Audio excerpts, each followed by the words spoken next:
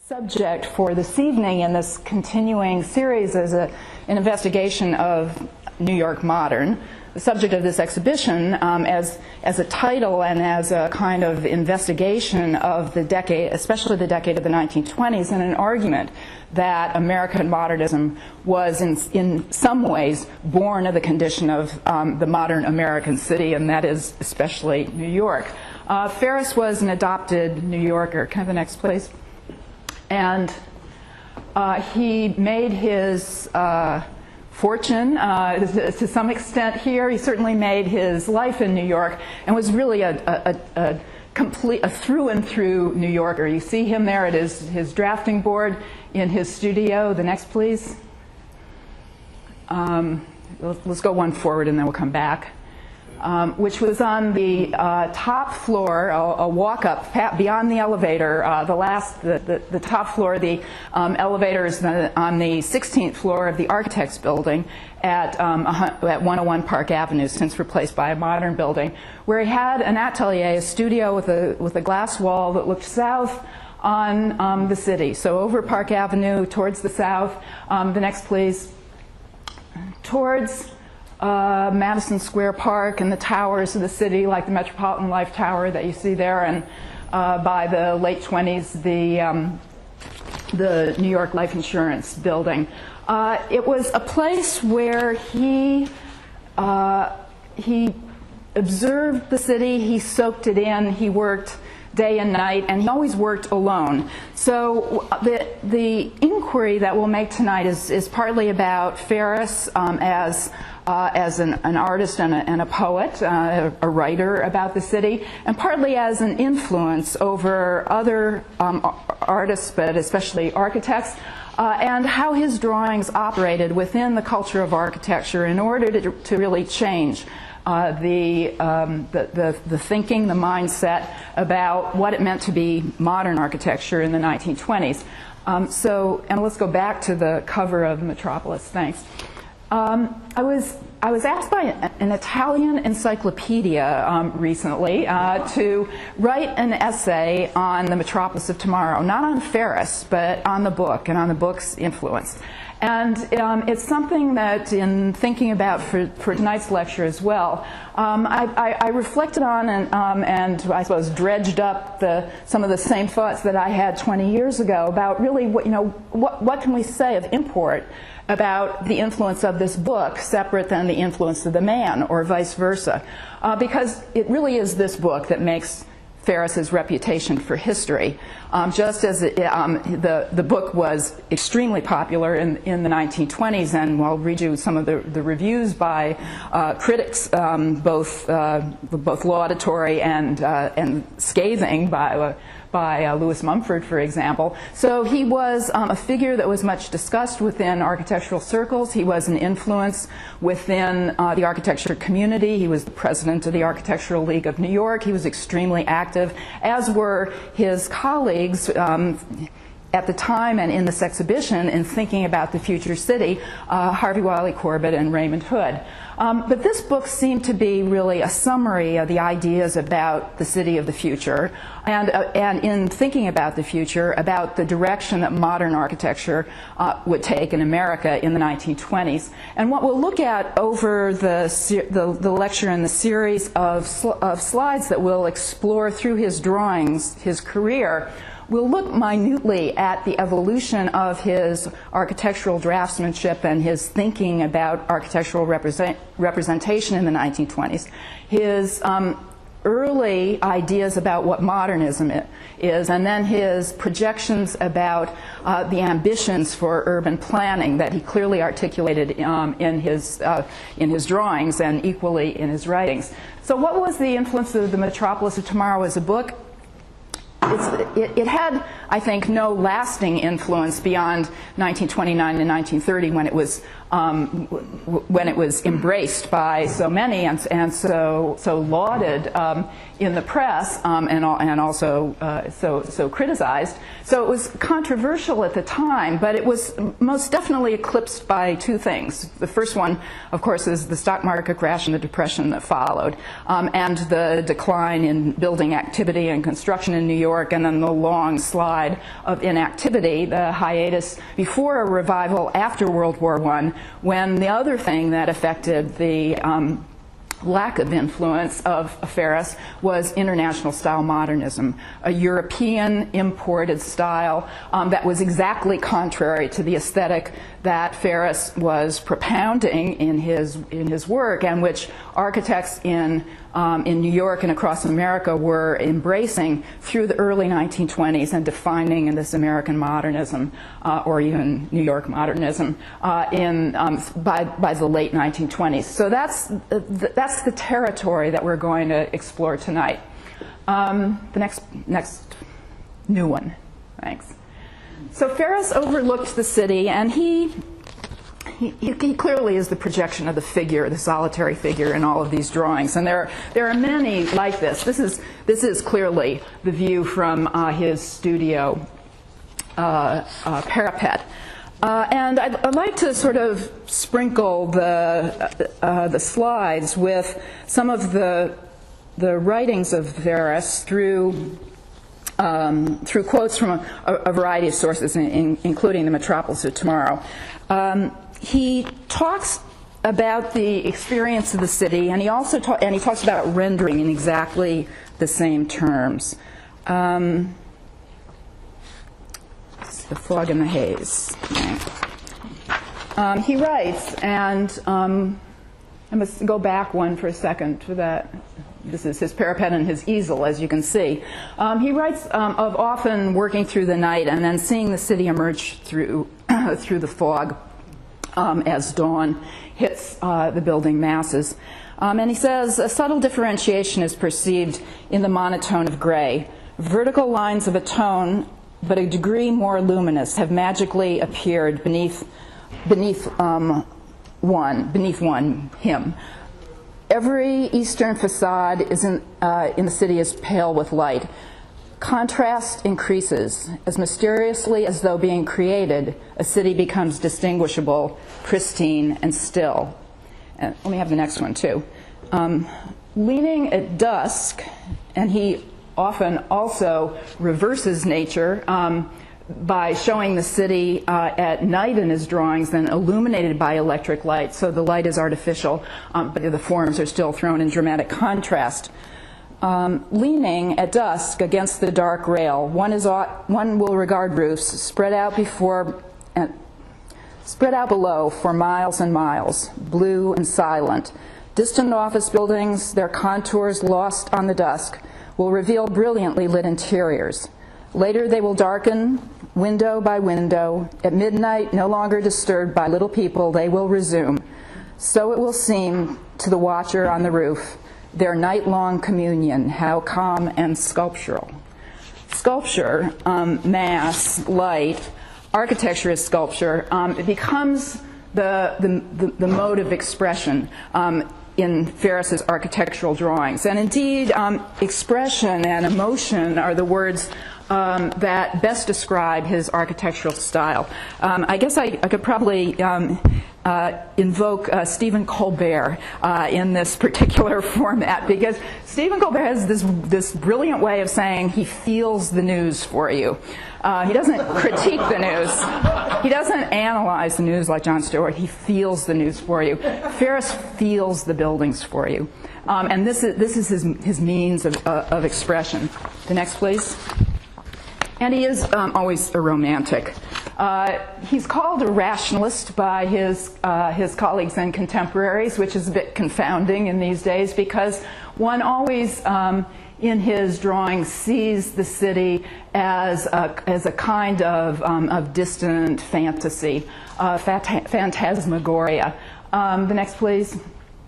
And his view of the city has a kind of theatrical and operatic quality as well. This is an image that we'll see often. It could well be a set from Aida, given the terraces going down, but this is a 1922 drawing that he did for the new architecture. It's back in the gallery, in which he also, on the companion page, rendered or illustrated the 4 stages of the zoning envelope. And in this article that he wrote himself for the New York Times magazine, March 19th, 1922, he talks about how a new architecture will be born in the zoning law. That not just that buildings will take on a new form, but the city itself. He says, the law, the zoning law, regards the building operations not from the point of view of the individual, plotter, the owner, or the designer, but the Argus-eyed viewpoint of the city itself.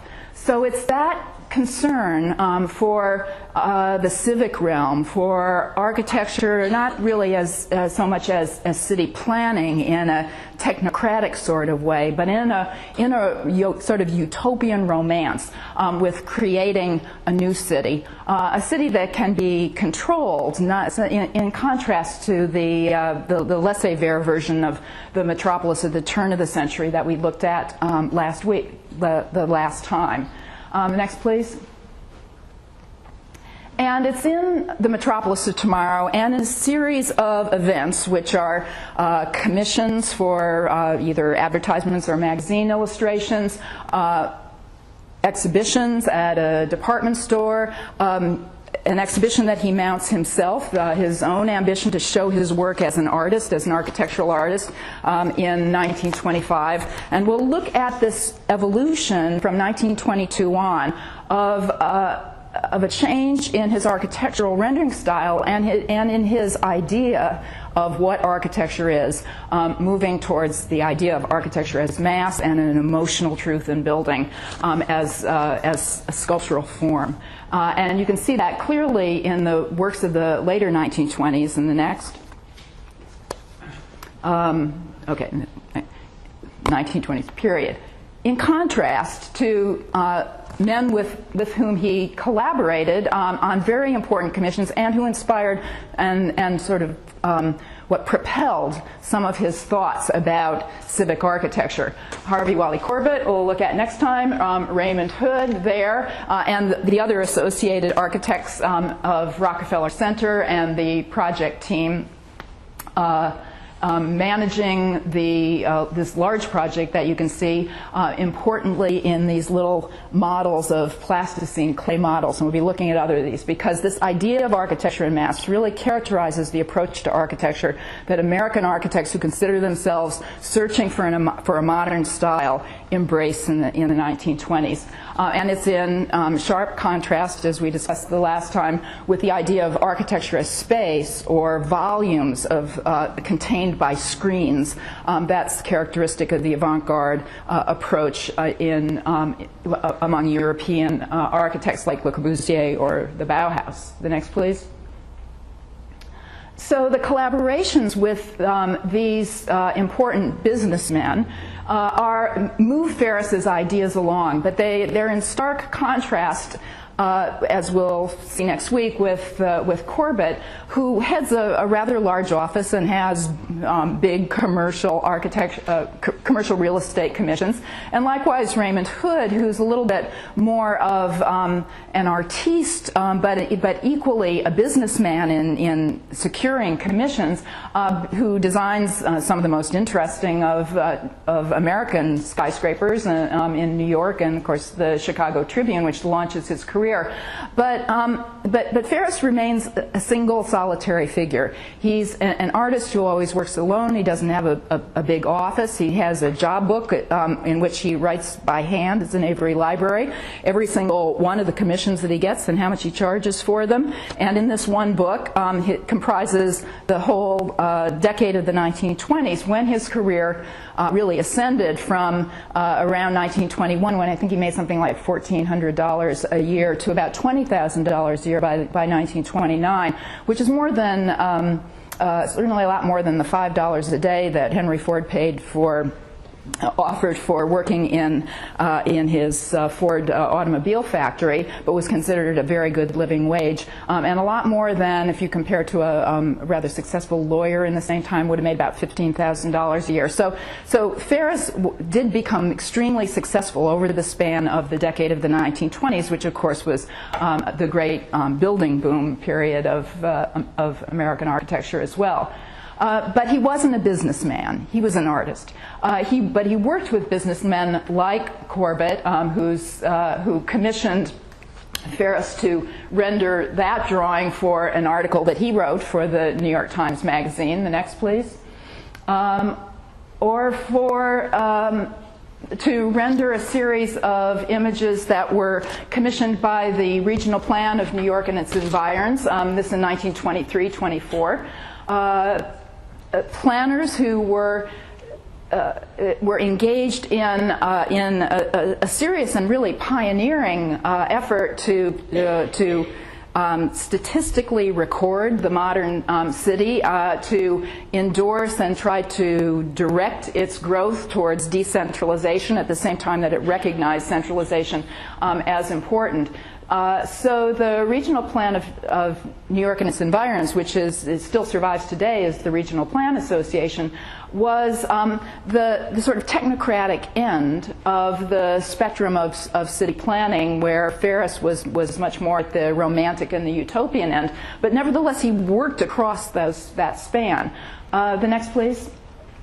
And early on, in 1923-24, or a collaboration with Raymond Hood in an article where Hood was promoting some of his ideas for point towers, widely separated in a future city, which he called Pinnacle Towers, and he promoted in 1924 in the New York Times Magazine. So these were ideas that were very much a part of the popular culture at the moment. If you opened your New York Times in 1924, you'd be seeing the ideas played out of a visionary city by leading architects of the day. Although by 1924, not quite so leading as they would be in the following years. The next, please. So they were making a bid for their own reputations as well. And collaborating with Hood on the idea of bridge homes that we saw, we can see around the corner in the exhibition, and we saw last week. The next, please. So when Ferriss came to New York, he was born and raised in the Midwest. He was the son of a judge, so a fairly affluent family in St. Louis. He went to school there at Washington University. He trained in architecture. He came to New York in 1912 with a letter of introduction to take around to architectural offices. The first place he went was to Cass Gilbert's office, and of course Cass Gilbert is the architect of many important buildings, but in terms of skyscrapers, his masterpiece is the Woolworth Building, and it was under construction when Ferriss arrived at the Gilbert office. He was offered a job as an intern. The first 3 months he wasn't paid at all, and then he stayed there for about a year and a half, and he was paid $85 a week, a month, I think. So not very much, but he got important experience there in one learned the practice of architecture in an office, in a kind of internship or a journeyman kind of relationship. He did a lot of rendering in the Gilbert office, and he decided during the time that he was there that he didn't want to be a practicing architect, but rather that he wanted to express his love of architecture through drawing, and he wanted to try to make a living by being an architectural renderer, an artist of architecture. The next, please. And an early rendering of the Woolworth Building that he did, you can see here. And you can see that his style tends towards realism in the early style. It has the kind of soft focus that's an inclination that we'll see in his more characteristic style of the 1920s. But nevertheless, there is a great deal of details and articulation of the surface and of ornament, and there's certainly a lot of surrounding urban context. So in the teens, this is the direction of his architectural expression. I think next, please, we'll see by contrast some of the things that are going on in the milieu of New York that he occupies as this young man in his early 20s. The same year, 1913, John Marin, we looked at last time, sees the Woolworth Building in this, one could call it kind of expressionistic style. And he writes about it about the sound and the tumult of the city. Marin is a part of the Stieglitz Circle, the artists who are exploring the ideas of modernism by looking especially to European avant-garde theorists and artists like Picasso and Braque, and they're aware of Cubism and the other movements of expressionism. The next, please. And around New York, there are lovers of modern art who are trying to advance its cause. And in the 1913 Armory show that we looked at last time, too, you can see Brancusi's work of Mademoiselle Pagani. You can see German expressionist sculpture and a whole range of paintings.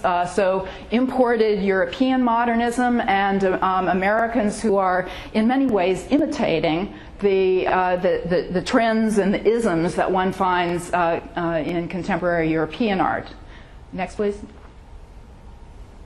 At the 1913 Armory show, Marcel Duchamp showed his nude descending a staircase, and the typical split that one finds between the European avant-garde and those, especially the sort of Greenwich Village bohemians who were embracing both the lifestyle and the modern artist aesthetic, and the reactions of the more general populace, including the cartoonists from the Evening Sun, who sees the rube descending a staircase being the kind of cubism of a chaotic city. The next, please. So there was definitely, well, you can't even say a dialogue about modern art and modern architecture in the teens in the U.S. There really wasn't any, except in these small circles, a small coterie like the Stieglitz Circle of artists and his stable from his gallery, and there was a modern movement in photography, but there wasn't much within architecture. There was very little self-conscious modernism, although there was certainly a lot of discussion about style and what style was appropriate. So in this context, Ferriss tried to eke out a living as an architectural artist, and he received commissions from Sunday supplements. This is for the New York Public Library, for I think it's the Herald Tribune. The next, please. In a charcoal rendering, and somewhat dramatic. It's from the Avery collection. A night view, again, which is one of his favorite ways to see the city. But here you see the human figure articulated in a way where he usually pulls back by the later 20s and just sees the sort of massive and monumental forms of the skyscrapers and the large forms of the city. But these early, much more sort of narrative and theatrical images are what was very saleable as he tried to make his living. The next, please. There's a whole range of them, and what you can see in the drawing style is a typical approach of the 19-teens, like Joseph Pennell or other architectural renders and other artists who used the pen and ink style. Ferriss had explored many media. The Paulist Church here shows you what he achieved in pen stroke instead of in charcoal, which becomes his favorite medium, so that the sensibility there of the dark forms set off by the artificial light and the highlights are part of the sensibility that he eventually he's going to resolve in his own approach through his own distinctive characteristic media, and you can see the individual lines in the sky. So he's still working with a technique that doesn't really suit his purposes yet. Next, please. Other of the commercial drawings, and this is a warship, so it reminds us that in 18, the U.S. and New York is very much a part of the war effort of World War I. The next, please. And then a few images sort of invade the idea, what sort of project an idea and a direction in his work. When he takes up the charcoal chalk or charcoal pencil, and instead of pen and ink, when he works as in sort of planes of gray, establishing the darks, he's still defining certain forms, but the rest of the buildings seem to sort of fall back into the fog. That description of the experience of the city from his rooftop begins to be imitated in his drawing style in the late 19 teens, and you can begin to see it in drawings like this. The next, please. We'll interrupt that thought in order to look at a series of drawings that were created of the Bush House in London, designed by Harvey Wiley Corbett, which is the centerpiece building there, and is a commission drawing that's meant to, of course, highlight the architecture by his client. So this is a commercial drawing commissioned by Corbett in order to feature his building for architectural representation in a magazine. The next, please. You can see how Ferriss defines through lines in these early drawings and these rather more highly articulated drawings. The architectural form still keeps the dramatic focus on the building that's being featured, but develops a great deal of detail in the context of the existing city streets. And then the last one, where the streets become populated with carriages and people, and so there becomes a much more sort of naturalistic urban scenography, or you might even go so far as to say realism to the representation of the building. So this is a drawing of about 1922, and it was meant to show the stages of development and the technique by which he constructed drawings. The next, please. And this will begin to change after 1922 in the zoning envelope drawings, which we'll look at in a minute.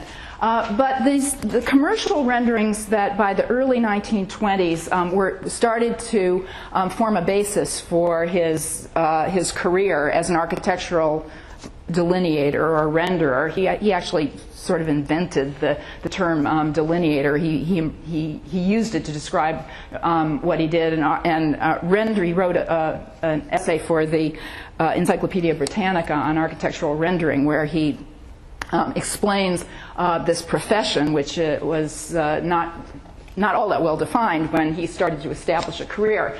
But he begins to work for architects to make presentation drawings in this dramatic style. This is for Bertram Goodhue. It's a building that was never constructed, but was to have been on the Madison Square Garden site at the corner of Madison Square and 27th Street. So the old Madison Square Garden would have been torn down, is now occupied by the skyscraper that was built in 1928, the New York Life Insurance Building. But this would have been a 70-story tower that was called the Convocation Tower. It was the client was to have been a group of church organizations, so that at the base would have been a chapel, and the tower would have been the combined offices of all of these associated charities and religious groups.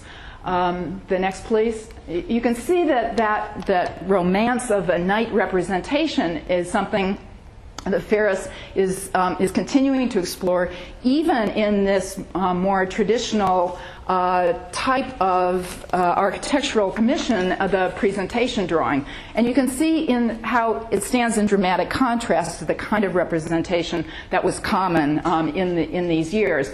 This is Goodhue's design for the Nebraska State Capitol. It won the competition, a widespread competition for the Capitol building, with the rendering here that sort of takes the conventions of Beaux-Arts drafting and brings them into the 20th century with a modernist inclination in terms of the design. You can see the same sort of conventions that were being explored in the Convocation Tower in these heavy buttresses that are on the that hold tight the sort of upright stability of this tower, which is, of course, an iconic tower that says Capitol, but it also has office space within the tower. So it's a program, this is, I think I said 1917, that combines the 20th century functions of an office building with the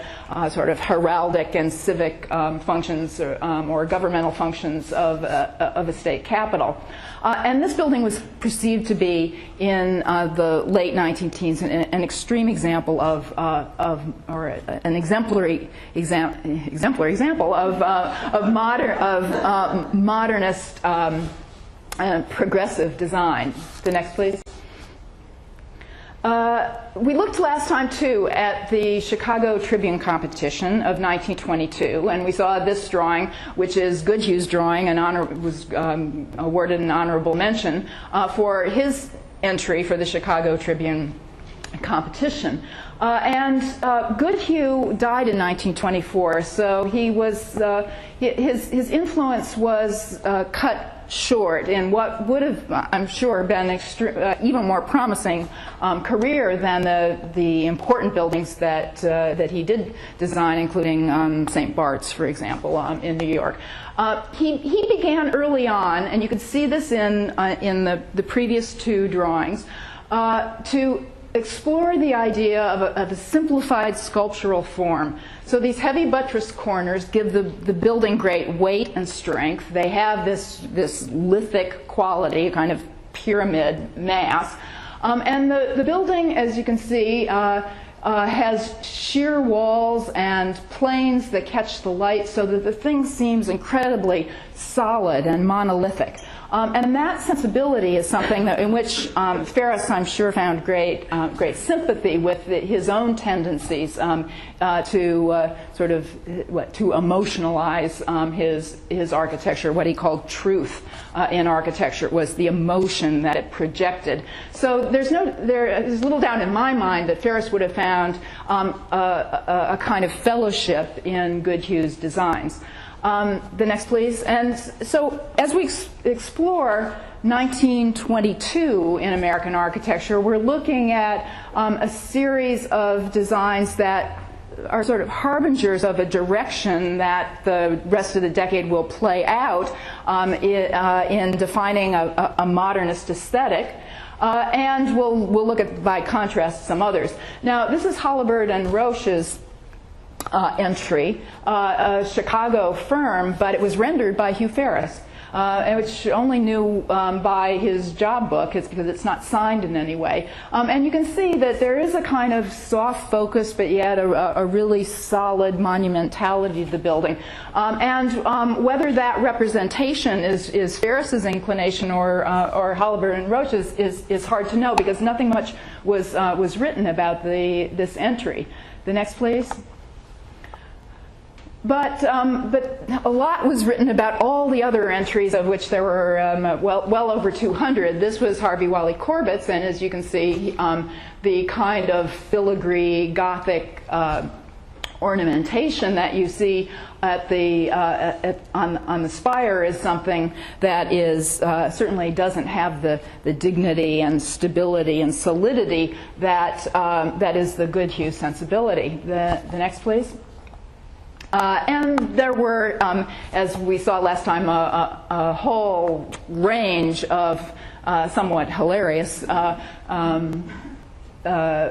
entries like Frank Fort, a New York architect who got an honorable mention and put a little Greek temple on top of his tower. But I show this one because the Greek temples will reappear in Ferriss's drawings of this same time. The next, please. Now, the winning entry, of course, was Raymond Hood's Gothic tower, which was modeled on the Butter Tower of the Butter Guild's tower in Rouen. And its Gothic character was clear and certainly commented on at the time. But when we talk about Hood next time, or in a couple of weeks, we'll be listening to him describe the unity of this form as it rises sheer as one shaft. So even though this building has a great deal of detail in its ornamentation and reference in its historicism, the idea that it was a single tower rising up straight and seen as a single sculptural form makes a kind of kinship between the concerns of Goodhue and Ferriss and Hood. The next, please. And the drawing that attracted so much praise and was the first runner-up after Hood's, and it wasn't just Hood, but it was John Mead Howells and Hood together, Hood doing the rendering, but Howells, the much more famous architect who had invited Hood to participate with him. Much praised in the architectural press was the Finnish architect Elil Saarinen's design for a tower which was considered very modern because it didn't have any historical reference to it. There is sculpture, and we'll see in some of the details, but like the Hood drawing or design, the sense of verticality in the emphasized mullions that rise straight up in the facade in a single plane, and then this telescoping setback was something that was seen as a kind of unity of design and a dignified expression by so many of the critics of the time. The next, please. It was also this drawing, which you can see in some of the hand drafting details that were published in the catalog for the Chicago Tribune competition. You can see the drafting style which elated so many critics. And Saarinen had this characteristic style where he started to draw. It must have been quite amazing, as it was described by many people who could hardly believe their eyes of the facility that he had. He would start in the upper left-hand corner, and you can see those lines. He would just take a blank sheet of paper and render in diagonals across the plane of the paper like that, and pick out these details, which is a totally different rendering style than Ferriss, which we'll see in a series of images later. And you can see how certain darks are picked out and how certain details too are expressed through this amazing drafting style. The next, please. Now, Ferriss's characteristic style evolves, as we've seen, not in the 19-teens, but beginning in the 1920s, and especially, although it's predicted by certain descriptions about experiencing the city and the nature of architecture as being an architecture of mass in space, but the kind of crystallization of that idea comes in 1922 when he renders as a commission, working with Harvey Wally Corbett, something called, there are a couple of different titles for this series of drawings called the 4 stages of the zoning envelope or the maximum mass of the zoning envelope. So it's often just the 4 stages. And these images, let me see the next one. Yeah, these images, which we're going to look at a number of different times, are a description of what had been established by law in 1916 with the setback regulations that had been passed in the New York City zoning the zoning resolution of 1916, which did a number of things. It divided the city up into separate zones of commercial, residential, and industrial, or non-designated. But the most important thing it did for architecture was, for the first time ever in American architecture, to make a template that restricted the mass of the building, so that before the zoning law, you could build. We talked about this last time, and we'll talk about it especially with Harvey Wiley Corbett. You could take your full 100% of the lot that you owned and build straight up on the lot lines, 100% coverage of the lot, as tall as you wanted the building to be. And that, of course, made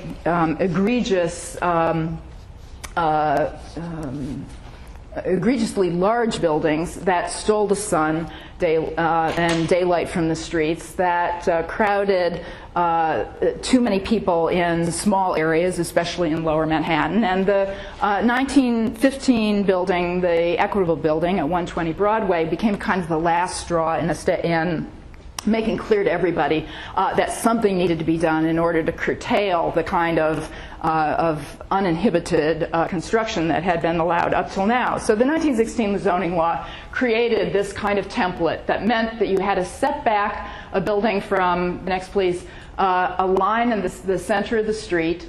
And there were several zones. There were 5 different zones, and Lower Manhattan was the most liberal, where you could go 2.5 times the width of the street before you had to be able to begin to step back. And from the center of the street, this diagonal line to the first setback then established the angle by which these staircases need to step back. And you were allowed then to develop over a quarter of the site a tower to unlimited height. The next, please. And that gave a characteristic form for New York buildings that you can see by the early 1930s in Lower Manhattan or anywhere across New York, where, like in Midtown on 42nd Street or the East 40s or in the Garment District, there was a great deal of construction. And you see the buildings that set back according to the zoning law, and not by a style that is embraced by architects as a new form, but as a rule that establishes the kinds of form, not in cookie cutter, because each site creates a new equation for each building. But you can see the characteristic forms of the ziggurat-like setback with a tower that's allowed over a quarter of the site, with these larger sites like the City Services or Citibank Farmers Trust or the 40 Wall Street that you see there. The next, please. Now, the zoning envelope drawings, or the maximum mass drawings, as Ferriss called them, described something that exaggerated the template that was created by the zoning law. So when you read the city code and you got a booklet from the Lawyers' Title Association that described the zoning law, you saw only those diagrams. And from 1916 until 1922, the only way that anyone understood what was required by the zoning law was in those line drawings, the sort of wire form drawings. And some architects, especially Harvey Wiley Corbett, a real pioneer, began to explore what were the possibilities within the zoning law for a new form in architecture. What did the law demand? And I'm looking for the quote on that. Ferriss talks about how he was called in by Corbett to Corbett's office, and he said when he went there, here it is, he saw some diagrams on the wall, and he hadn't thought about this before at all, and it was an important insight for him and an important experience. He said, these diagrams exhibited the bare, vital facts of the zoning principle. The attitude of the architects was not one of hostility. They did not seek to evade any sense of the surprising forms before them. They accepted and analyzed them, their effort being to determine the most unaffected, comprehensive, and above all, the most practical method of expressing their nature, the nature of the building on a site, in structural form. But Ferriss, what Corbett did was to enlarge the size of the lot, and Ferriss rendered it as a sculptural mass, so that this is a full cross street of 200 feet, and this is between 600 and 800 feet, so a full city block, to explore what would happen if one enlarged and exaggerated the principles of the zoning law onto a site that allowed you to create a tower that was truly profitable over a quarter of the site, so a massive tower, the tower that became the Empire State Building in the end, in this sort of natural evolution to the skyscraper not just becoming taller, but becoming bigger in every dimension, becoming a megastructure. So what you see here is called stage one, where you simply see the expression of that line wire drawing, but as if it's made of clay, as if it's molded or sculpted out of a malleable form. The next, please. And the second drawing shows light courts, because in this period office buildings were still illuminated principally by daylight, and the practicalities of office building design was that you never had a space that was farther from 28 feet from an outside window to an interior corridor, so that the floor plan that you would have in a very large building like this couldn't have deep dark space, so you had to cut big light wells out of the space. So this is what would happen practically to that form as you adjusted it to the requirements of the floor plan. And then the next one. And of course, you're building of a riveted steel frame, which is rectilinear by nature, so that each one of these setbacks, which is required by law, and also the right angle of steel construction, begins to scale back. And you see that plane expressed in a sort of leaning ziggurat, and then the central really robust and gigantic tower rising over a quarter of the site. But by the time you get up to those little tops of the tower, you're no longer in a practical floor plan that can be serviced by elevators. The next, please. And so what you get naturally from the simple sort of equation, the form follows finance equation of the zoning law, is a building that cuts off, and Ferriss renders it here as about an 80-story building, 70 or 80 stories with 40-story shoulders, and a form like this that would cover a full city block. The next, please. That drawing, the last drawing to stage 4, probably dates from 1925, and that those 4 drawings still exist in the collection of the Cooper Hewitt Museum. But the original stage 4 is that was published in the New York Times, is the one that you see here, with the semblance of construction still being finished at the top. So the maximum the mass modified by construction.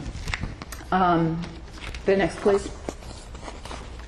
And these drawings then were made for not just for the New York Times, although they were published in 1922 in the New York Times, but they were made for exhibition. They were published many, many times in the early 1920s, but they were shown in the Architectural League's exhibition in the fall of 1922. They then traveled actually in the spring of 1922, they traveled then to Detroit and Chicago.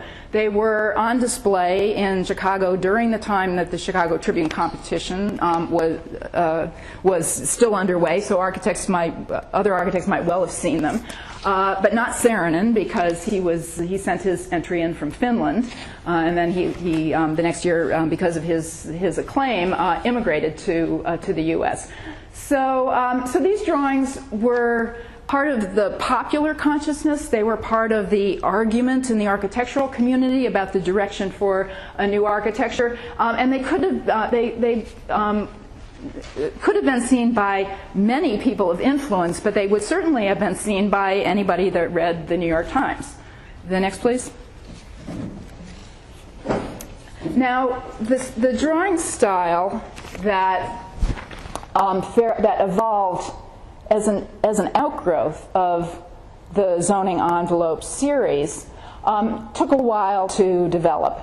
And in 1922, Ferriss was already interested, as you could see from his own article called The New Architecture. He was interested in the civic dimension of the influence of the zoning law, but he hadn't found an expression yet that really seemed to resonate with the idea of modernity, the new architecture, but not modern architecture yet. It wasn't yet defined.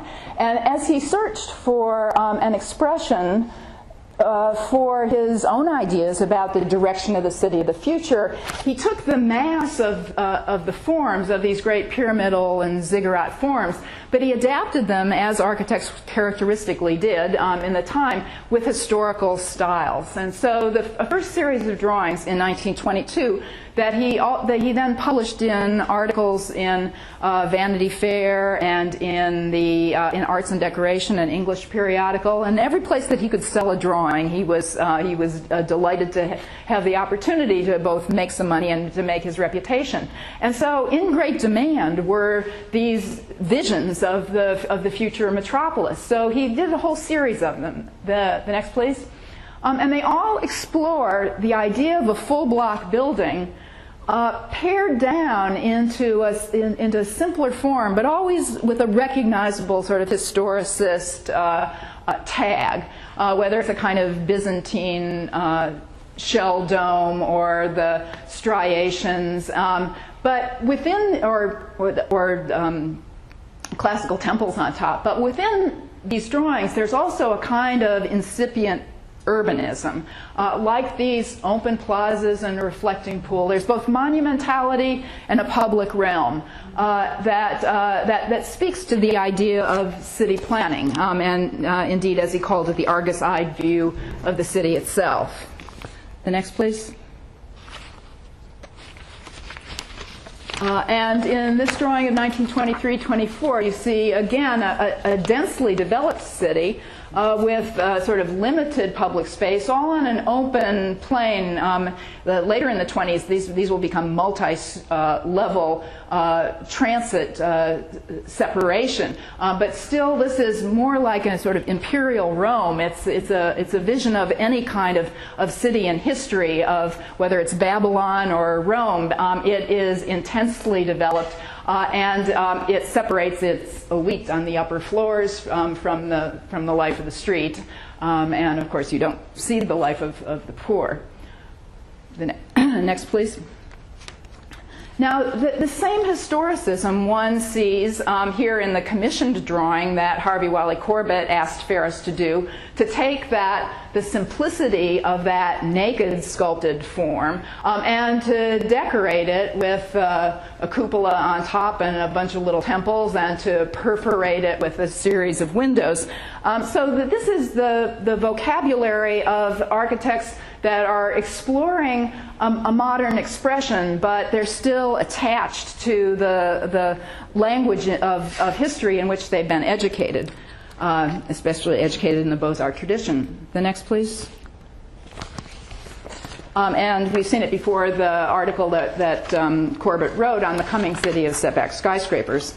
The next, please. Corbett, as we'll discuss the next time, really became a leader in investigating these ideas, especially the separation of people and cars, and then wheeled transit, and then vehicular transit, and then rail transit below. So multi-level separations of traffic responded to the terrible congestion that was being experienced throughout New York and most American cities, where cars were invading, and not only were they invading, but they were causing a tremendous number of fatalities or injuries by pedestrians. So an obsessive concern of this period is, how do you keep people and cars apart? How do you keep the foot realm of the city still as gracious as it can be, but the lifeblood of the commercial city still flowing? Corbett used the analogy of the canals, like in Venice, and the bridges that crossed. So that in the drawings that Ferriss made for Corbett, as Corbett was one of the committee members for the regional plan of New York, so that he was paid by the regional plan in order to create these views of a monumentalized city of the near future, not this fantasy vision of this sort of imperial grandeur or operatic theatricality, but a vision of the city that was really responding to the contemporary problems of the real city of New York. The next. With upper level plazas, we've seen this before. The next, please. Loges, and to protect you from the sun, and to stroll, and to have trysts, and like a great European city. Also created in 1923-24 for the Regional Plan Association is a drawing that we have over here in the gallery. This is for an art center. You can see it has a kind of Doge's palace Venetian quality to the lower buildings, and then there's a tower that seems to disappear into the sky so that you can't tell exactly how tall it is. But a characteristic Ferrissian vision of the city at night, sort of dissolving into the darkness, dramatically highlighted forms that was done for Corbett in order to recommend directions that the regional plan might embrace in order to not just solve the problems of the city and commuters and housing projects at a distance from the center, but also the ornaments of the city, the embellishments, and the artistic life of the city. The next, please. Now, just to put in a sort of question mark into the discussion, it's often alleged or described in textbooks on European and American architecture that not only was Saarinen's drawing for the Chicago Tribune tremendous influence on the development of American modernism in the later 1920s, but also this particular project, which he published in 1923 and 24, for a civic center on the lakefront in Chicago for a businessman, sort of in the same spirit as Daniel Burnham's 1909 plan of Chicago, but now embracing the skyscraper and the commercial architecture as the centerpiece. So that this was published at the time in 23, 24, and one often reads in books like by Manfredo Tafuri, The Disenchanted Mountain, about the chapter called The Disenchanted Mountain about the American skyscraper, that it was the European influence on American architects that showed them the light, that sort of led the way to an increasing simplicity and monumentality that became the direction of American modernism in the late 1920s. Ferriss might have seen this drawing, but I think it's utterly clear from the evolution of his own drawing style and the clear articulation in his writings and in the drawings themselves that the zoning envelope not only influenced Ferriss's direction about the way that he understood architecture and the sort of inchoate modernity of the simple form, but it then directed his whole evolution, not just of the drawing style, but an idea about where urbanism was to go in the later 20s. And when I mean in the later 20s, I mean just after 1922, because in the next, please, in 1923, well, that's not the direction New York is going to go, but we'll hold off on that for a moment. In 1923, he wrote to his father. He says, "Between ourselves, I value very little my abilities as a delineator. I must either prove myself a creator dealing with structural masses, or admit that my career is negligible. If I had the time to give to it, I should make an exhibition full of original drawings of interest to all who are concerned with the future of New York, and be able to predict and study these future forms in my drawings even more effectively than a practicing architect, who necessarily is occupied for a long time on each building he undertakes." And you can see that in the previous drawings for Corbett as well.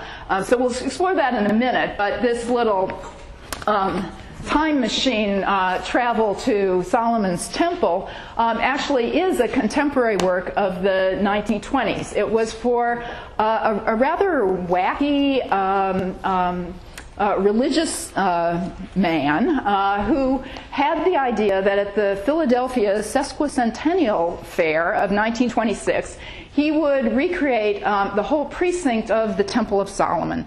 And it would be a kind of religious Disneyland where you would come and the temple would burn down several times a day, and you would be able to visit all the different pavilions.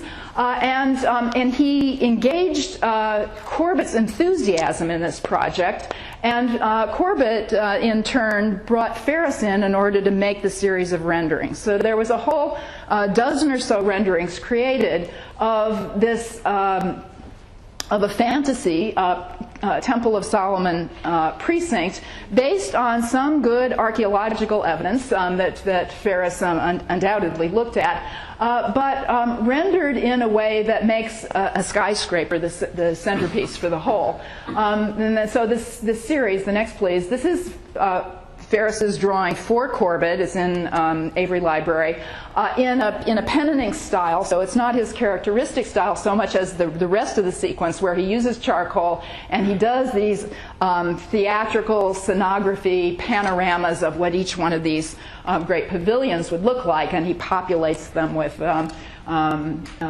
casts of thousands and dancing girls in some that you'll see.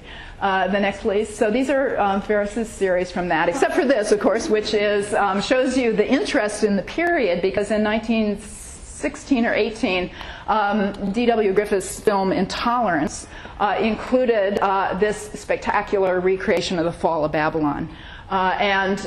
This clearly influenced Ferriss. You see the same trumpeting elephants in this that you see in Ferriss, and the whole set piece, which of course was built in 3D in Hollywood with the cast of thousands down here, is something which was entirely credible to any American, because they'd seen it in the movies.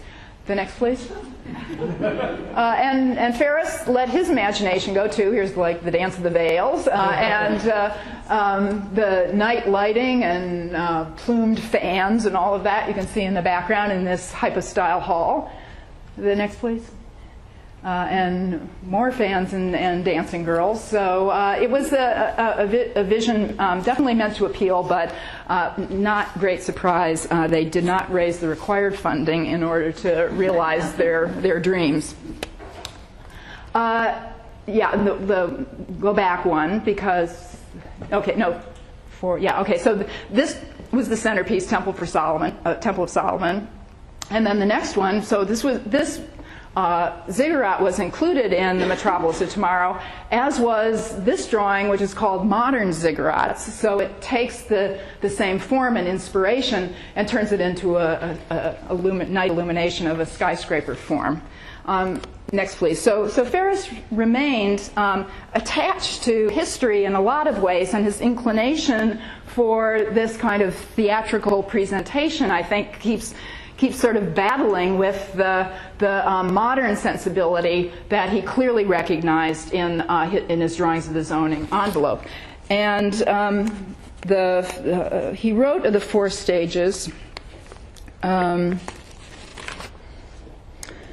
Imagine, he said, that the law placed upon the property a huge mass of clay and stated, "Your building must be built of this clay.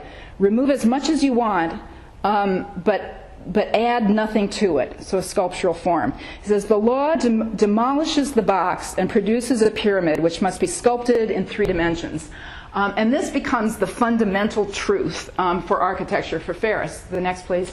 And it does then continue to inform his evolution as a modern architect, as a delineator of modern architecture, and it enormously influences the architectural community. Now, in a series of drawings that he made that came out of the inspiration of the zoning law, he fulfilled this idea that he wrote to his father about creating a series of drawings that he would put together into an exhibition, which he did in 1925, and this was one of the drawings that was in there, called Crude Clay for Architects. He also managed to market these successfully as a series of advertisements, and he exhibited them in various architectural, like the Architectural League annual, so that these were widely seen, not just by the sort of gallery goers that might have attended his future city exhibition. The next, please. So crude clay for architects. You can see has strong relationships to the, this is an example of the practice that then was embraced by so many of the modernist inclined architects. This is the first massing study for the Daily News building by Raymond Hood, and it's in the book by Walter Killam that I was praising so much, because Killam took these pictures in 1928 when he was a young graduate just out of Harvard GSD, and came to New York in order to get his first job with the architects of his dreams, who was Hugh Ferriss. And he documents a lot of the early studies, including the ones in clay, and he talks about when Hood took a carving knife to this plasticine and said, "I'm going to do a little zoning now," and he sliced the clay away. From this form, after this form, he sliced it into a sheer tower. And Killam, much like Frank Lloyd Wright, talked of Louis Sullivan and the expression of the Wainwright building as sort of one sheer rise, sort of the thing itself. That there was a sort of revelation of the building that arrives. But it's a revelation that's made by sculpting mass. The next, please. And it's Ferriss who delivers this vision to the architects who didn't see it before. They say that over and over again in praising him throughout the 1920s. I'm not sure. They say things like, John Mead Howells, "When Hugh Ferriss made those 4 drawings of the zoned envelope on a city block, the matter was crystallized." And others said, a critic in Art News, "There was a great deal of heated opposition to the zoning law in New York, but Mr. Ferriss showed the architects that the new restriction was in reality a splendid possibility." And there are dozens of such testimonials to the influence of these drawings, which sort of lifted the veil. The architects were recognized the modernity of the simplified forms as they were exposed through Ferriss's drawings. The next, please. This one's in the Buildings in the Modeling, is in the collection of the Museum of Modern Art still. And Ferriss found his style. He found his voice, I guess you'd say, in recent parlance, his voice in charcoal through those drawings, expressing the sculptural mass, the simplicity of the sculptural mass, carving it of stone or solid, lighting it to dramatize and to reveal the forms and the receding planes. The next, please. And finding in buildings which had really still a great deal of reference to historical styles, but into the tradition of architecture that was stretching back through the teens and the late 19th century, but conforming as they must have done to the zoning law. So the first building that was really talked about as the new an expression of the simplicity of the new architecture was the Shelton Hotel. You saw Ferriss's drawing before, and here it is in a photograph. The next, please. And Ferriss drew in 1923 or 24 a whole series of these new architectural expressions that were already constructed based on the zoning law, the Shelton, the Fisk building, the Heckscher building, and Standard Oil, and some others. So you can see he's making this argument about the new architecture, but he's also making the futurist argument that zoning will change the city. The next, please. And this is to remind me about the Anderson Galleries. Next, please. The show of the drawings that he compiled that he had written to his father as his aspiration in 1923. So in April 1925, he mounted this show called Drawings of the Future City. This is what survives of the unframed. He rendered on a map board. He drew in charcoal, as you can see here. This is called Buildings Like Mountains. So nature was also one of the inspirations for him. Sculpted either by man's hand or the sort of the eternal time of ages, like the pyramids or mountainous forms of nature. This is again Avery's drawing, but you can see his technique where the charcoal is laid heavy on, and then it's rubbed smooth, and actually highlights are created with a kneaded eraser in order to take the light by removing. So he actually is imitating that idea of sculpting the form like clay in a charcoal method. So he takes away, he's actually subtracting. Then the color that you see laid over here is shellac, which he used in order to stabilize the fugitive charcoal, and that has aged over the years so that it turns to this more amber hue. The next, please. And so this series of drawings that he compiled in 1925, you can see here. And these are all buildings of his imagination. This one, called Steel, you can see is very close to the stage 4 of the zoning envelope. It does develop with the windows and the whole facade, the fenestration, in a way that is completely plausible as a modern office building, but gigantic compared to anything that would be built in New York, but not so tall as the ambitions of the later part of the decade, so 1929, when the Empire State Building would go to 80 stories, and this one is probably about 60, and to 1,250 feet. 1,000 feet is what Ferriss mentioned in his writings. The next, please. This one called Concrete, so he explores the different materials. But again, you can see how the form seems to be carved out of stone, and the highlighting comes as the light, like the light that hits the east facades he talked about in the morning as the city's buildings sort of become revealed by the light of the dawn. Those highlights then create the form which emerges out of the darkness, or out of the charcoal. The next, please. And the 4 stages here compiled all in one city view. The next. These drawings all were gathered together in Metropolis. So the famous book of 1929 is really a compilation over the decade from 1922, especially this group of drawings, imaginary city drawings of 1925, and then others he explored in the years in between. This building looking very much like the municipal building, which of course was built by 1914-15, and has that big arch through which traffic was supposed to flow here, rather enlarged in scale, but nevertheless a precedent that already existed in New York. The next, please. And then his imagination starts to enlarge and sort of abstract this vision, so that you can see here the suggestion of a highway that's 4 or 5 stories that's tunneling through the megastructure with these great shoulder buildings on either side, and then a tower which could go to any height above. It's just it breaks the boundaries of the frame. The next, please. Another idea that he explored, and we've already seen it in a number of the historical images, and this one has a kind of historical quality to it, is roof gardens.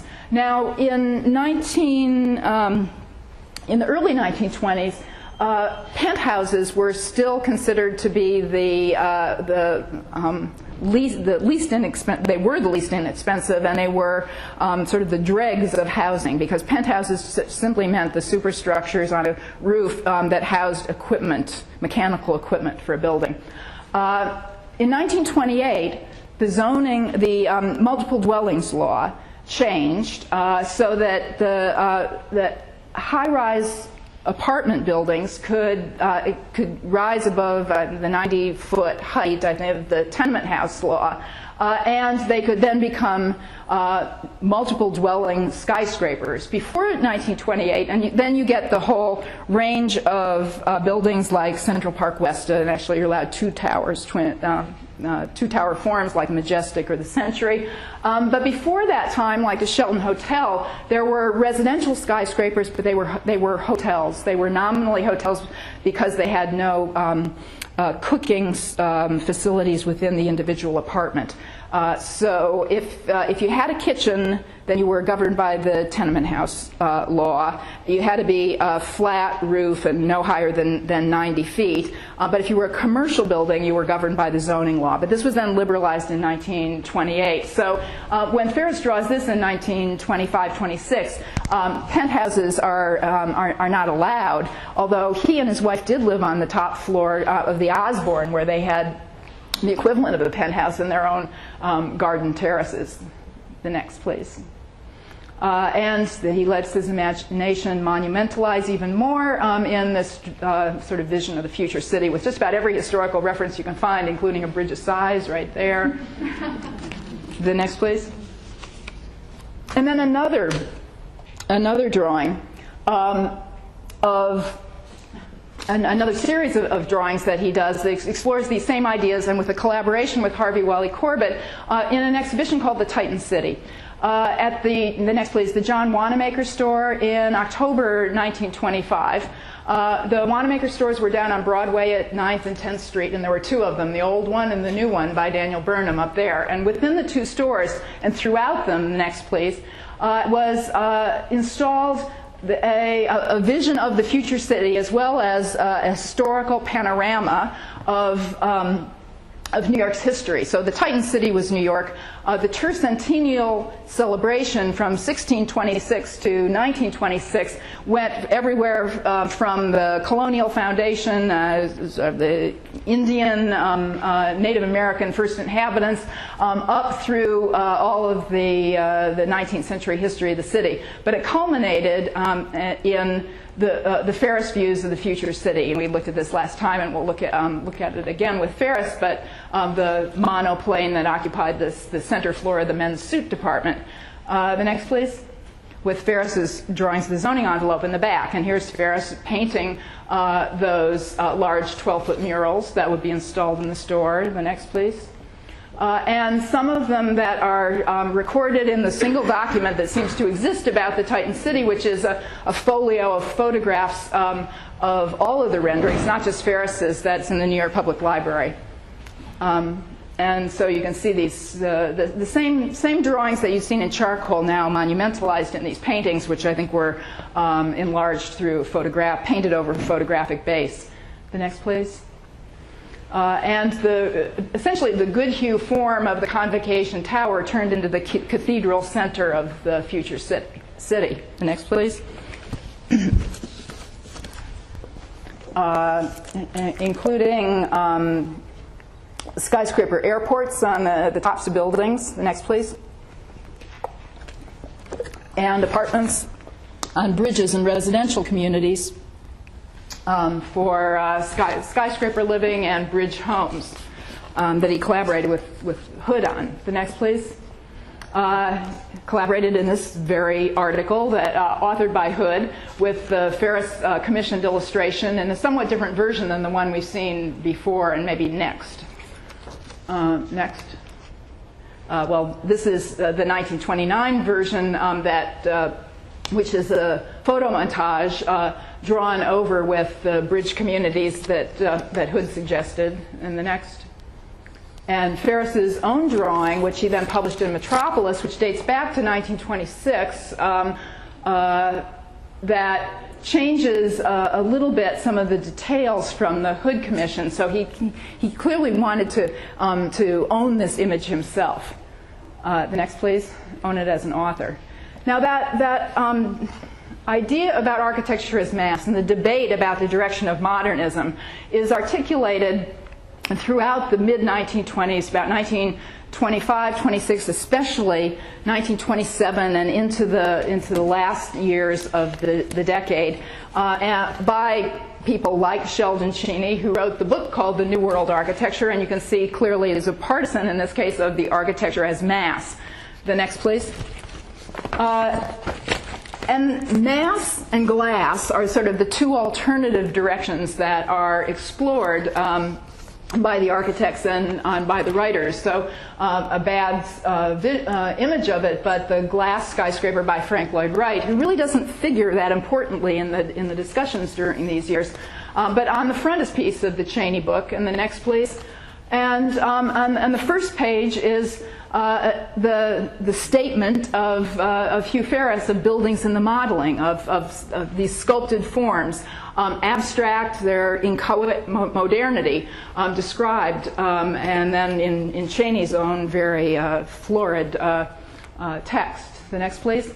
And the second last page of Cheney's book is this one, The City as Architecture, Life as Art, where Ferriss, who appears throughout the book, and as do many other architects, is featured as a futurist, an urban futurist. But the very last page, the next one, holds the image of Le Corbusier, from his ideas for the future city that were published first, the Plan Voisin, in 1922, along the same lines of the horizontality and sort of vehicular speed and spread of the residential zones that are outside the business zones of his famous glass cruciform towers. Corbusier then also published his book Urbanisme in 1925, but it was translated in 1929 in English and appeared at the same time as The Metropolis of Tomorrow, so they were often reviewed together. The next, please. And as they appeared in the Cheney book in 1930. So that this debate between international style European avant-garde modernism and a sort of Native American modernism is something which is very much discussed in architectural circles and in architectural magazines in the late years of the decade, so especially 1927, 28, and 29. The next, please. That, of course, was the Museum of Modern Art International Style Show, or modern architecture in the It's the 1932 MoMA show that has a title, the exact title of which is escaping me, but it spawned the International Style book by Philip Johnson and Henry Russell Hitchcock. So that the direction of American modernism after the 1930s, early 1930s, will go towards architecture as a volume, not mass, of horizontality rather than verticality, of thin planes and ribbon windows, of an expression of structure as opposed to a carved monumentality of lithic forms that we saw that comes out of the Ferriss revelation of the zoning envelope. The next, please. By the early 1930s, a direction of modernism which is more streamlined, it's glassier, it's shinier, is beginning to adapt to some of the influences of European modernism that come not out of the Parisian 1925 exposition of the Exposition des Arts Décoratifs et Industriels that spawned Art Deco, but the directions of Le Corbusier, of the Bauhaus, of some of the Dutch modernists of De Stijl, who emphasized the planarity and the lightness of forms. The next, please. But Ferriss remained true to his sculpted simplicity. New York of the Future, commissioned by Vanity Fair in 1926, was later described by Ferriss as crowding towers. Here it's lofty terraces, topless towers, a kind of romanticism. But the next, please. As he moved into the 20s, further into the 20s, he began to critique some of the excessive romanticism of these sort of elite towers, and began to think in more utopian terms about spread out urbanism. The glass skyscraper he also explores, quoted through here and his own drawing and an article by one of his friends, or Don's. The next, please. Forms that are clearly supposed to be glass towers, which wasn't a technical possibility at the time. This is in 1926. It actually was first rendered for Raymond Hood, but then he then takes it over for Metropolis of Tomorrow as well. Here his forms have a kind of crystalline quality, which again makes glass a solid rather than as a membrane. The next, please. And he explores this in 1928. No, excuse me. May 28th of 1927 in the Machine Age exposition, where the glass skyscraper designed by Hugh Ferriss is a sensational feature. The next, please. We don't know exactly what it looks like, but it probably had something to do with that earlier tower for Hood, and points towards the Tower of Philosophy in the Metropolis of Tomorrow. But again, you can see the logic of the plan as a kind of geometry that generates the crystalline form and its facets. The next, please. And you see that in philosophy, where the mathematical ratios in the telescoping form play out according to a kind of mystic and occult numerology. The next, please. Explorers, we'll talk about this next time with Corbett, an idea for, in fact, a glass tower, a glass facade, a curtain wall facade for an obviously unrealized building for the Metropolitan Life Insurance Company. Next, please. And so we'll end quickly now with the Metropolis of Tomorrow and a whole range of the drawings that compile his thoughts across the decade. The next, please. This is from the Dust Jacket, and the book is divided up into three parts. Here we're seeing plates from two of the pages together. There, each individual page gets a single building, and in the first section, the present city is the subject, and he takes buildings which have been constructed, like the Master Apartments by Harvey Wally Corbett, and the Belden Project that was designed by Corbett but never realized, and the next two. And you can see the difference between drawings which are commissioned by the architect or the client, which are much more highly articulated in their surface detail, and the drawings that have a little bit more of the sort of quintessential Ferriss personality in them, where buildings like the Channon Building are seen at night. Likewise, 40 Wall Street, with a kind of aura of the moon behind it that turns that into just a single sculptural silhouette. The next, please.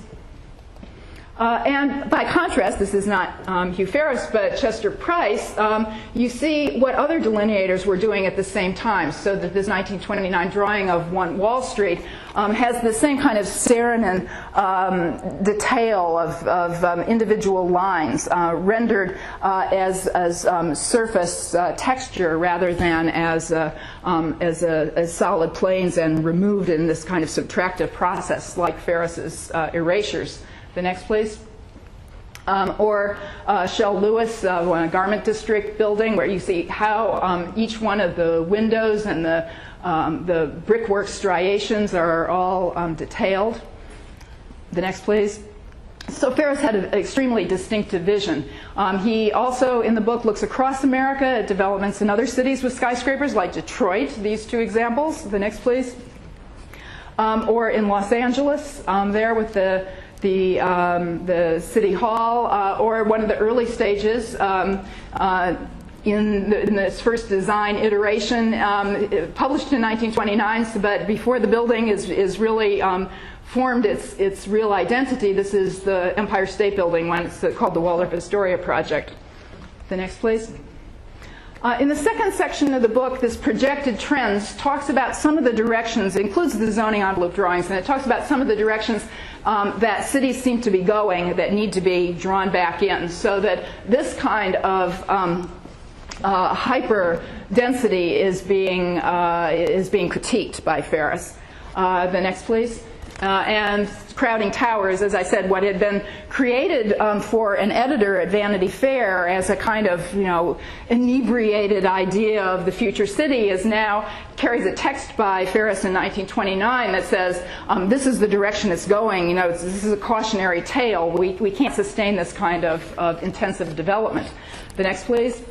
And what he offers as an antidote is his imaginary metropolis, which is the third part of the book, where skyscraper centers occupy half-mile distances. They are megastructures that have a tower and related lower-rise buildings around them, and each one is devoted to a separate function. There's a radial plan, as you see, in the next one. We'll just go through these quickly. Like the business center, this is actually a drawing that dates back to 1926, but it's consistent with all of the 1929 sort of the set pieces that he establishes for the imaginary city. The next, please.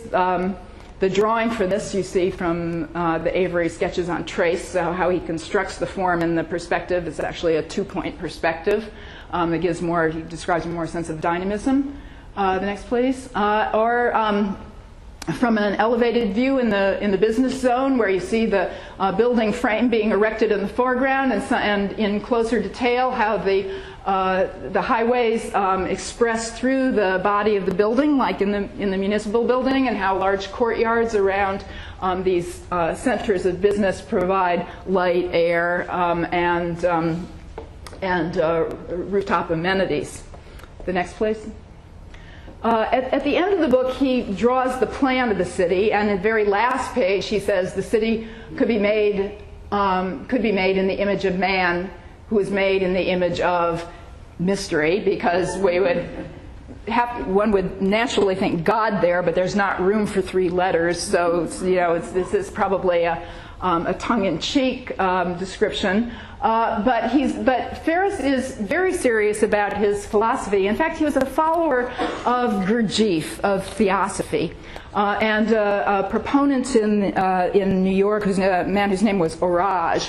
And Ferriss got involved in some of the sort of bohemian circles of the Little Review and New York Greenwich Village intellectuals through his sympathy for Gurdjieff's theosophical philosophy, which included numbers. It included this kind of pictograph that was supposed to be, looks like the Star of David, but it's kind of ultimate equilibrium. It becomes the generator of the radial avenues. It also establishes the module of the blocks and the regularity, and these are the skyscraper centers that are over the intersections. So an idealized utopian perhaps, but if you think of utopia maybe not as good place, but a place that stays unchanged forever, because once you get to perfection, I guess there's nowhere you can go from there. So the argument, there's a kind of end game of utopia, which is stasis.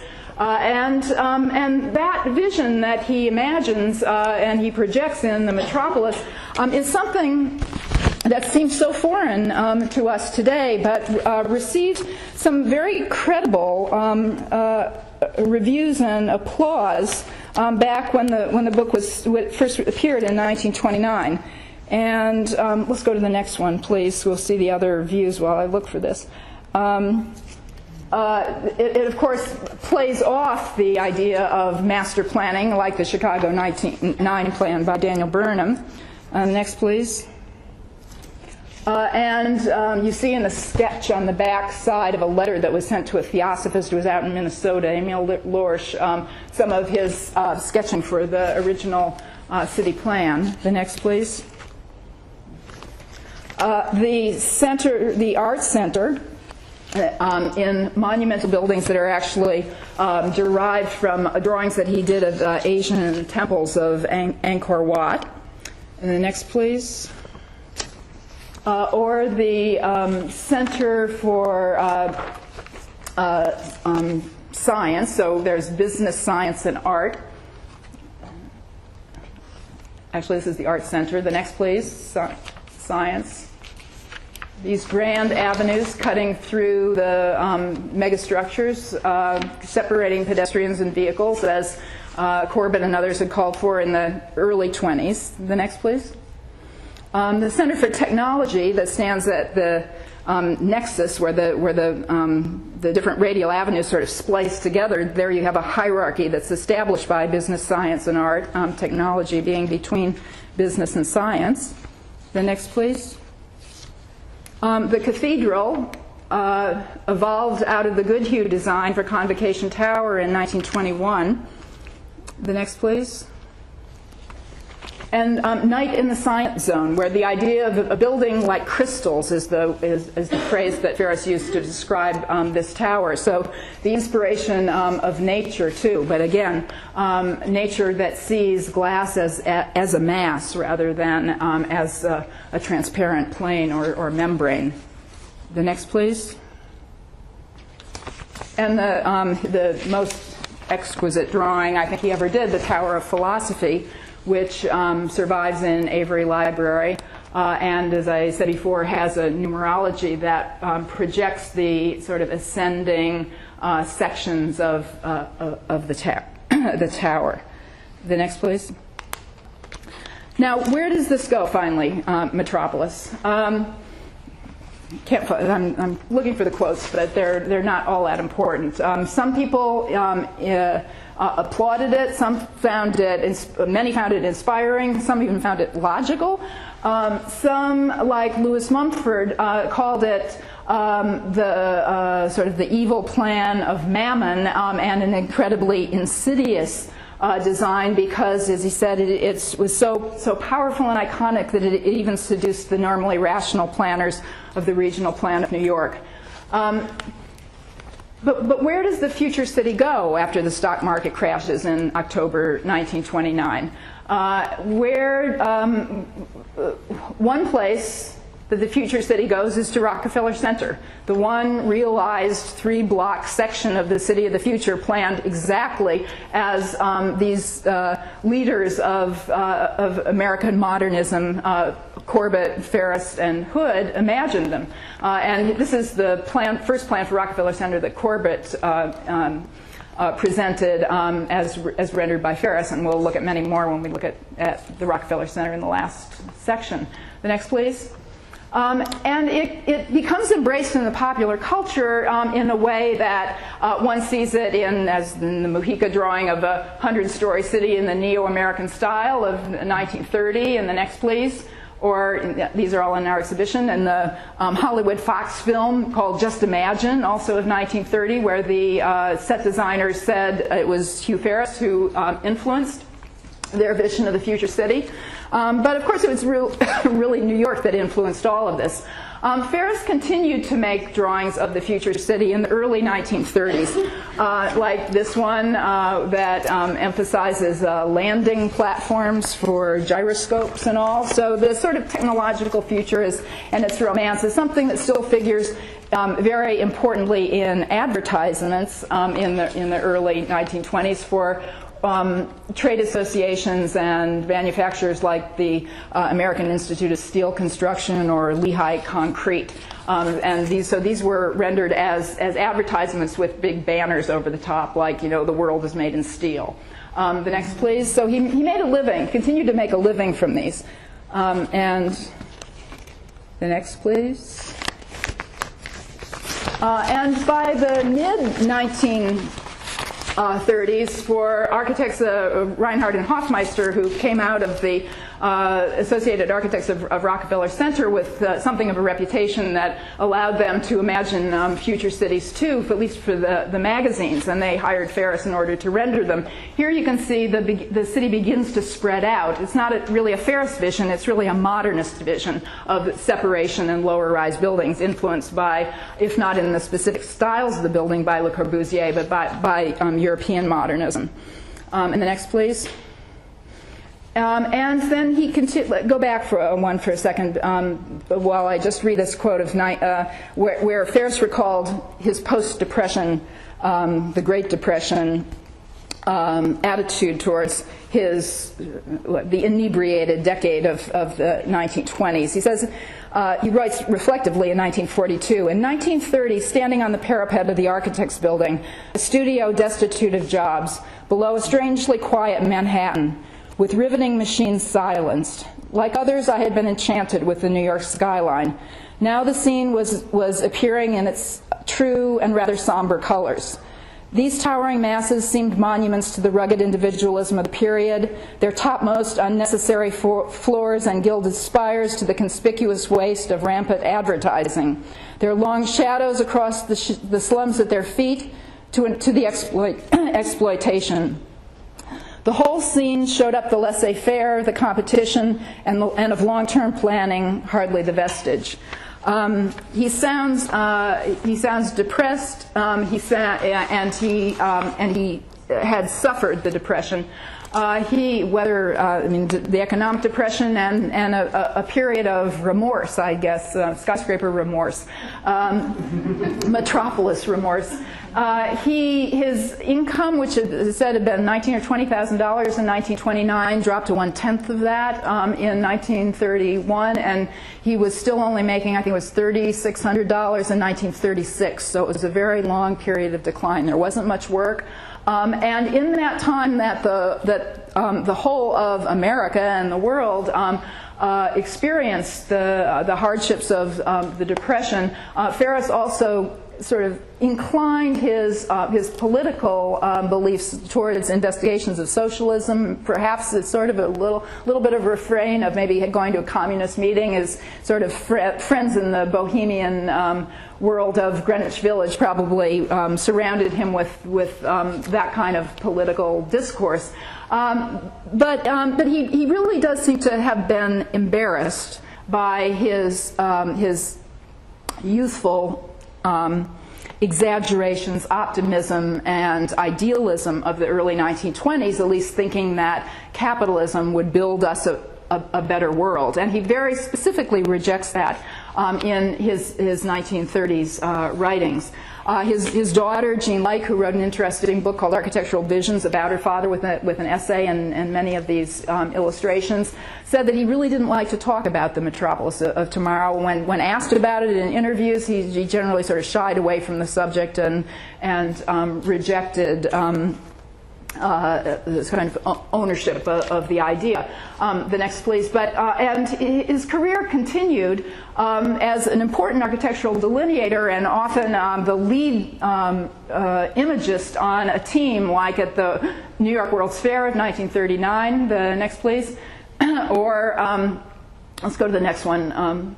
The UN, where he was the delineator who sort of mediated among the modern architects like Corbusier and Niemeyer and others who came to the U.S. in order to conceive the plaza as an icon of not just the international peace, but the international style as well. And you can see how ill-suited his architectural delineating technique is to the idea of modernism. These still look like they're solid forms. The next, please. Likewise, the same conventions that he used from the 1920s to make buildings which are membranes of steel and forms, prismatic forms, but planar, as perfect examples of modernism. He turns into the kind of tombstones of solid stone. He was still extremely successful in doing this, in serving in this capacity for a whole range of activities and developers and international committees, but you can see that his heart wasn't in this kind of architectural expression. And go back one, Emma, to then. And also, go back another one. Architecture changed from his setback forms to the 1961 zoning law, which is being explored here in the 1950s in a series of drawings he was asked to do for the City Planning Commission, to describe the slab architecture raised up on pilotis. I mean, it's the utter antithesis of the idea of his buildings being carved out of clay. But he renders those, and that is the future of architecture, not his setback ziggurats. The next, please. And then go forward to... the next one, he seems to find then, well, he has other commissions. This is also another version of the UN. But he seems to find his emotion again in a trip that he takes, a road trip that he takes across the U.S. In 1953, and it results in a series of sketches that are compiled in a book called Power and Buildings. And there he visits the monuments of American architecture and modernism, and there are highways and roads, and Frank Lloyd Wright's Taliesin. But the place where he finds the architecture that he really admires, as you can see so clearly through the drawings, and where his style really fits the emotion or the truth of the building, as he described it way back in the early 1920s, is in the great dam projects, the PWA projects. This is Hoover Dam. So the products of the Depression, but lithic, I mean, concrete, massive forms, sculpted, seen at night, dramatized through light. And it's in drawings like this that he seems once again to find his subject. The next, please. The last one. He lives until 1962, remains extremely successful, a prominent figure, often interviewed, active in architectural circles as a leader, a sort of central fixture at the Architectural League and the 3-hour lunch club, as they called it. He also smoked himself to death because he died of lung cancer in 1962. So this figure, who I think represents in so many ways the search and the evolution of a modern architecture that comes out of the conditions of the modern city, that transcends it too through his poetic spirit, so that he finds in the zoning law, in the practical application of the zoning law, not just a style for his drawings and a modern style for buildings, but a language for civic architecture. And in this way, I think he's a companion, and the book, The Metropolis of Tomorrow, is a companion to the great visionary architects like Ledoux and Boulez, or of Tony Garnier in modernism, or Le Corbusier, of course, as a builder. But if we think of the visionaries who didn't so much build, but still influenced architecture from their roles as draftsmen, I'll just read, which is actually, I wrote, not Ferriss wrote, but my last paragraph I wrote some time ago. I said, it was in the 1920s that Ferriss transcended his role as a commercial artist. In that decade, his distinctive personal style, his emphasis on simple but powerful mass, combined with his flair for the dramatic, seemed to resonate with the times. Great drawing has a historical dimension, as Piranesi's polemic of the superiority of Roman architecture, or Sant'Elia's futurist celebration of speed and technology. Ferriss's drawings of the 1920s limed a historical moment filtered through one artist's vision. His images of the skyscraper city, real and ideal, seem to embody the energy and optimism of capitalist prosperity at its zenith. So the influence of the Metropolis of Tomorrow, I think, is as an expression of its times, is killed by the times that follow, so that its influence is negligible, but still, as a swan song of the development of modernism in the 1920s, I think it remains without parallel. So that's it on Hugh Ferriss for tonight.